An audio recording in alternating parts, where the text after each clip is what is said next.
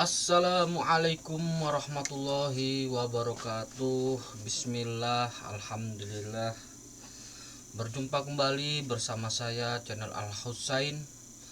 Kali ini saya akan melanjutkan bacaan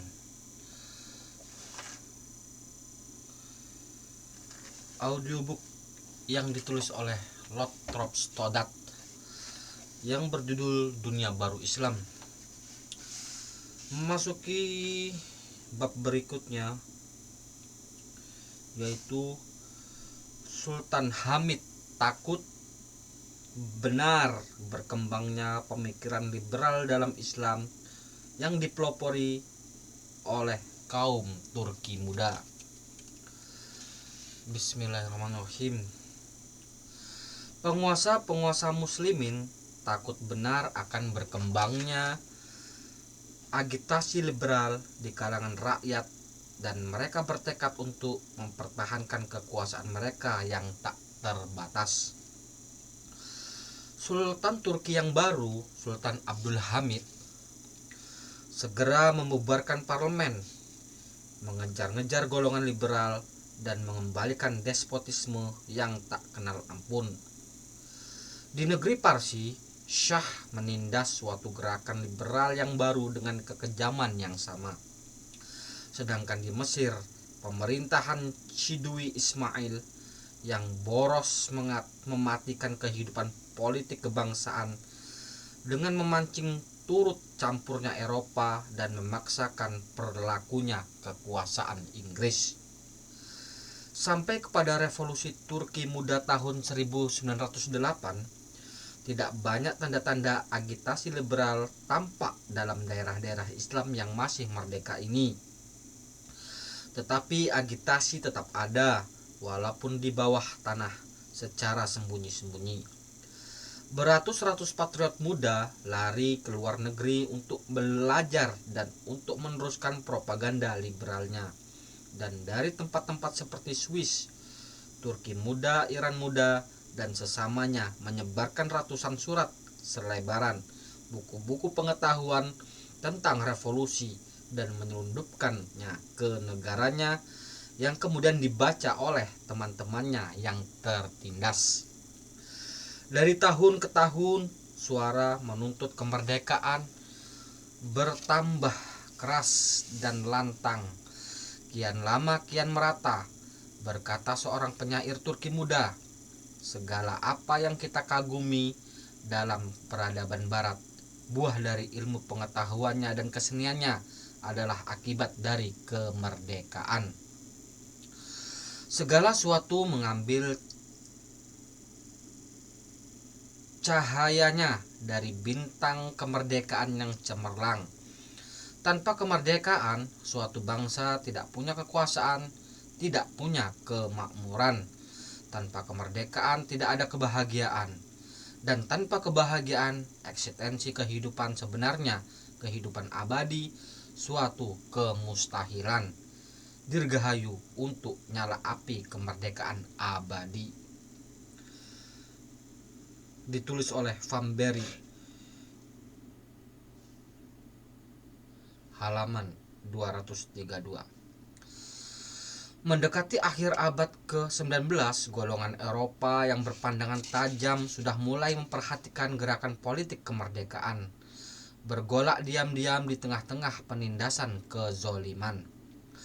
Sewaktu orientalis besar Arminius van Berry mengunjungi lagi Konstantinopel pada tahun 1896, ia tercengang melihat perkembangan politik kemerdekaan yang telah dicapai sejak kunjungnya pertama dahulu 40 tahun yang lalu. Meskipun Konstantinopel berada di bawah tekanan despotisme Sultan Hamid, Van Berry menulis, kepatuhan yang lama di Turki terhadap pemerintahan yang tak terbatas sudah tidak ada lagi. Telah sampai kepada pendengaran kita di Eropa bermacam-macam hal tentang Partai Turki Muda dan gerakan memperoleh konstitusi, pembuangan surat-surat selebaran dan buku-buku revolusioner.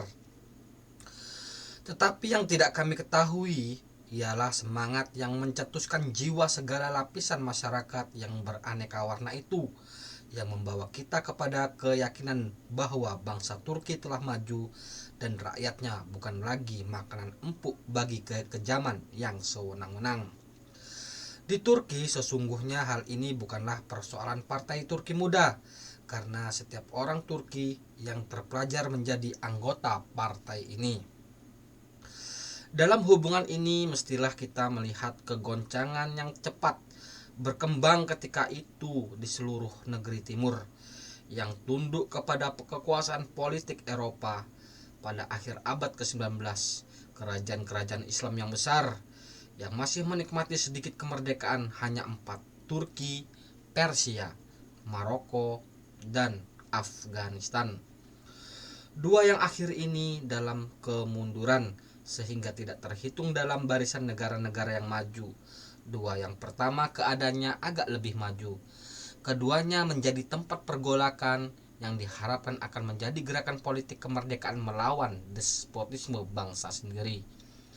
Negeri-negeri lain yang tunduk kepada pemerintahan Eropa seperti India, Mesir, dan Aljazair telah mencapai tingkat kecerdasan dan kebudayaan yang cukup tinggi untuk menegakkan gerakan politik kemerdekaan maupun membangkitkan rasa tidak senang pada pemerintahan asing yang bisa dirasakan oleh semua bangsa yang beradab maupun yang biadab. Aspirasi liberal ini tentu saja dirongrong oleh gerakan-gerakan melawan despotisme bangsa sendiri yang ada di Turki dan Persia. Demikianlah sejarah bagaimana bangsa Turki pada zaman itu sudah dirongrong oleh kaum Turki muda untuk melakukan kudeta yang sebagai dan sebagian kalangan ada yang mengatakan bahwa mundurnya Ottoman adalah karena gerakan Salafi Wahabi itu salah total, karena hakikatnya kehancuran dari kerajaan Ottoman adalah akibat despotisme dari pemerintahan itu sendiri dan perlawanan pemberontakan kudeta dari kaum Turki muda yang telah belajar di Eropa. Semoga kita bisa mengambil pelajaran dari permasalahan tentang sejarah Salafi yang digelari Wahabi atau dari kerajaan Arab Saudi. Subhanakallahumma wa bihamdika asyhadu an la ilaha illa anta astaghfiruka wa atubu ilaik. Assalamualaikum warahmatullahi wabarakatuh.